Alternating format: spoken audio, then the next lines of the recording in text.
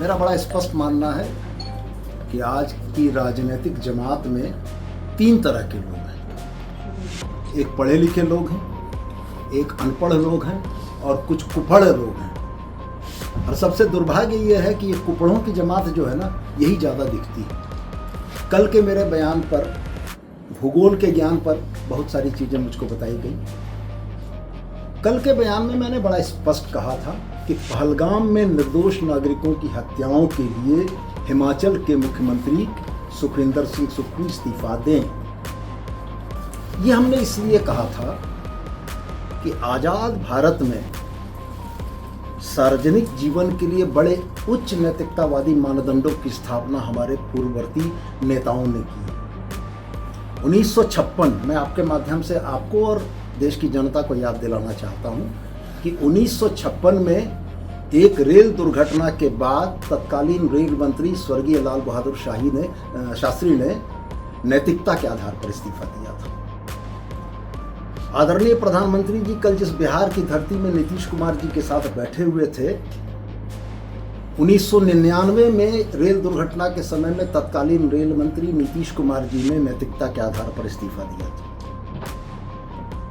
मुंबई में 2008 में जब हमला हुआ था तो तत्कालीन गृह मंत्री शिवराज सिंह पाटिल ने नैतिकता के आधार पर इस्तीफा दिया था कि चूंकि देश का गृह मंत्री इतनी बड़ी घटना को रोकने में विफल रहा था।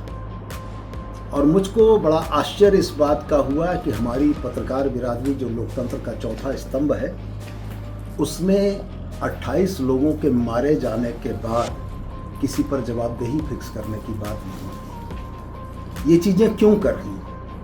आखिर यह विफलता किसकी थी? कौन लोग इसके जवाबदेह थे? आप पूर्व की घटनाओं को उठाकर देख लें। 2001 में जब भारत की संसद पर हमला हुआ था तो अफजल गुरु ने जिस डीएसपी सलविंदर सिंह का नाम लिया था कि श्रीनगर से दिल्ली तक उसने पहुंचाया था, आज तक जवाबदेही फिक्स नहीं हुई। जब पहलगाम में, माफ कीजिएगा, पठानकोट में एयरबेस के ऊपर हमला हुआ था, उस समय भी कोई जवाबदेही फिक्स नहीं हुई। जब पुलवामा में 300 किलो आरडीएक्स के साथ हमारी सीमा को चीरते हुए आतंकवादी घुस गए, कोई जवाबदेही फिक्स नहीं हुई। देश को यह नहीं मालूम कि वो 300 किलो आरडीएक्स देश की सीमाओं में कैसे आया। पहलगाम की घटना में 300 किलोमीटर दूर से हमारी सीमा से अगर 6 आतंकवादी टहलते हुए चले आते हैं तो ये विफलता किसकी है? मैं तो सिर्फ यही कहना चाहता था कि अगर कोई जवाबदेही नहीं फिक्स हो रही है तो हमारे सुखविंदर सिंह सुक्खू, जो कांग्रेस के मुख्यमंत्री, उनको जवाबदेही लेते हुए, नैतिक जवाबदेही लेते हुए इस्तीफा देना चाहिए। और मैं तो साथ में ये दोहरा कर कह रहा हूँ आपको कि यदि देश उन 28 शोक संतप्त परिवारों के साथ खड़ा है तो इस देश में राष्ट्रीय शोक की घोषणा क्यों नहीं हुई? ये राष्ट्रीय आपदा का विषय था। अगर हम जबानी नहीं, दिल से अपने उन 28 भाइयों और बहनों के साथ खड़े हैं तो इस देश को राष्ट्रीय शोक की घोषणा करनी चाहिए थी और ये पूरा देश उस राष्ट्रीय शोक के साथ उन परिवारों के साथ होता।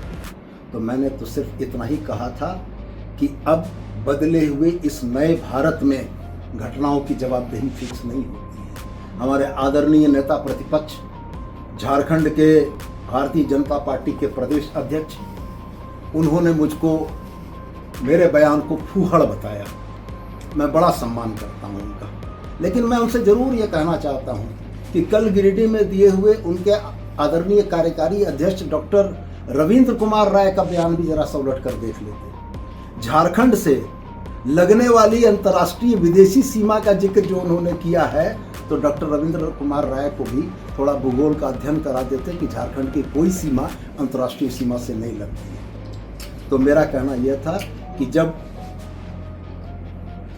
पत्रकार नेताओं का काम करने लगे तब नेताओं को पत्रकार का काम करना चाहिए। जब पत्रकारों की प्राथमिक भूमिका देश की दुर्भाग्यपूर्ण घटनाओं में जवाबदेही फिक्स करने के लिए नेताओं से सवाल करने की थी, वो नेताओं से सवाल नहीं हुआ, तो एक राजनीतिक कार्यकर्ताओं ने पत्रकार की भूमिका में सवाल किया कि घटना अगर पहलगाम में घटी है तो जम्मू कश्मीर तो केंद्र शासित प्रदेश है, वहाँ की आंतरिक सुरक्षा तो भारत सरकार के अधीन है।